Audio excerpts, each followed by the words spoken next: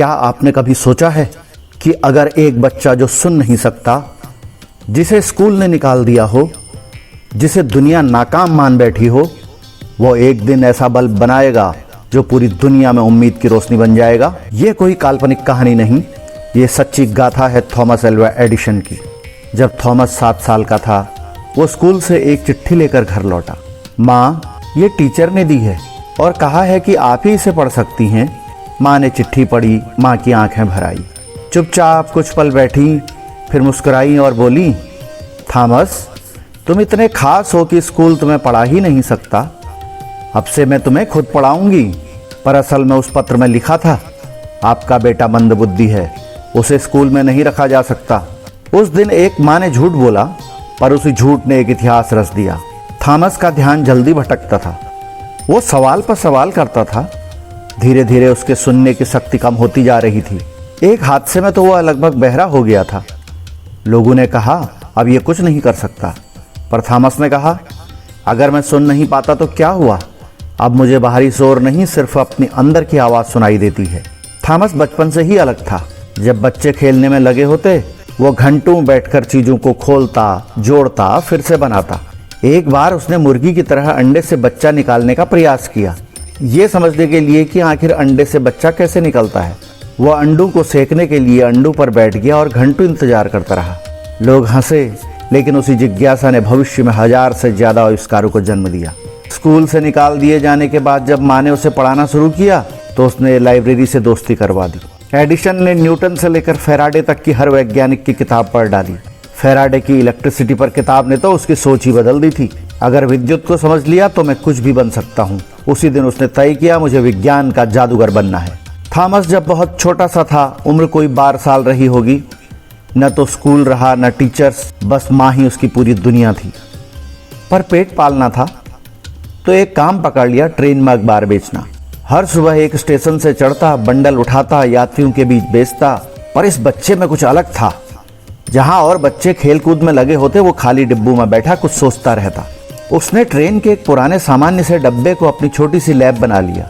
उस डिब्बे में वो शीशियां सजाता, केमिकल्स से प्रयोग करता और एक पुराना प्रिंटिंग प्रेस भी वहीं रखा, जिससे वो अपना खुद का अखबार छापता था, ग्रांड ट्रंक हेराल्ड। सोचिए जरा, एक 12 साल का बच्चा चलती ट्रेन के डब्बे में लैब चला रहा था। और फिर आया वो दिन जिसने बहुत कुछ बदल दिया। एक सुबह वो किसी नए केमिकल का प्रयोग कर रहा था। ट्रेन की गति के कारण डब्बा हिल रहा था और फिर अचानक एक जोरदार धमाका हुआ। धुआं फैल गया, शीशियां टूट गईं और लोग चिल्लाने लगे। कंडक्टर दौड़ते हुए आया और जैसे ही अंदर देखा, उसकी आंखों में आग भड़क उठी। उसने एडिसन को गर्दन से पकड़ लिया, जोर से एक थप्पड़ मारा, इतना जोरदार कि थॉमस और भी बहरा हो गया था। उसको और भी कम सुनाई देने लग गया था और अगले स्टेशन पर उसे ट्रेन से निकाल दिया गया।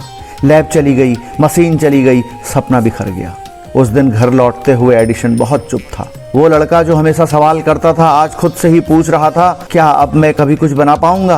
पर थॉमस की माँ जानती थी, सपने जब एक दरवाजे से निकाले जाते हैं तो दूसरे से रास्ता ढूंढ ही लेते हैं। लेकिन कहानी यहीं खत्म नहीं होती। कुछ दिन बाद एक रेलवे स्टेशन पर भीड़ लगी थी। एक छोटा बच्चा रेल की पटरी पर गिर पड़ा था और मालगाड़ी तेजी से आ रही थी। लोग डर के मारे चीख रहे थे, पर किसी की हिम्मत नहीं हो रही थी। और तभी थॉमस दौड़ पड़ा। उसने जान की परवाह किए बिना बच्चे को पटरी से उठाया और दोनों जमीन पर गिर पड़े, किंतु बच्चा बच गया।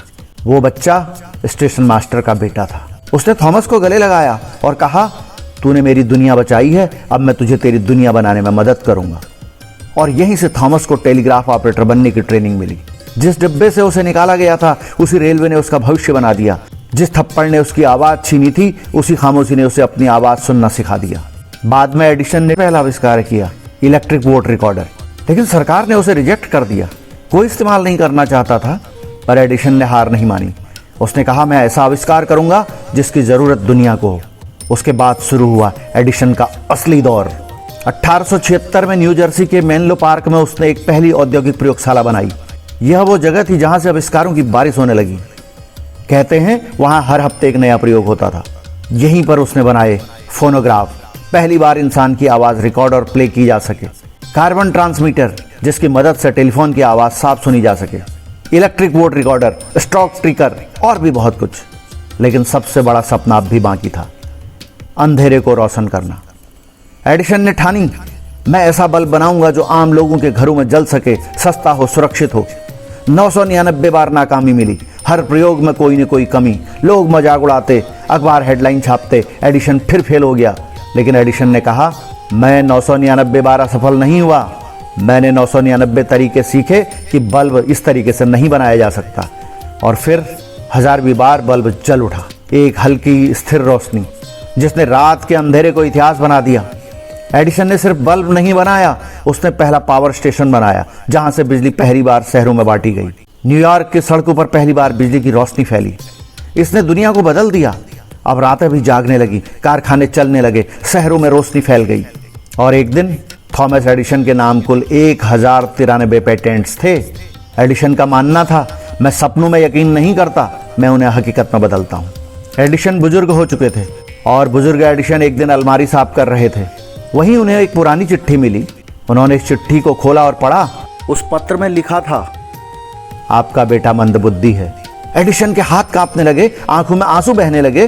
वो फर्श पर बैठ गए और बस यही बोला, माँ, तुमने मुझे उस दिन उम्मीद दी थी और उस उम्मीद ने मुझे अमर कर दिया। जिसे मंदबुद्धि कहा गया उसी ने अंधेरे को खत्म किया। वो सुन नहीं सकता था लेकिन उसकी रोशनी आज भी बोलती है। 1000 बार फेल हुआ लेकिन हार नहीं मानी और पूरी दुनिया को रोशनी दे दी। कमजोरियां अगर हिम्मत में बदल जाएं तो इंसान खुद रोशनी बन जाता है। अगर थॉमस एडिशन की ये जीवन गाथा आपके अंदर की रोशनी को जगा गई हो तो इसे आगे बढ़ाइए। इस वीडियो को लाइक करें, अपने दोस्तों के साथ शेयर करें और ऐसी ही कहानियों के लिए सब्सक्राइब करें हमारे चैनल को। बेल आइकन जरूर दबाएं ताकि प्रेरणा कभी मिस ना हो।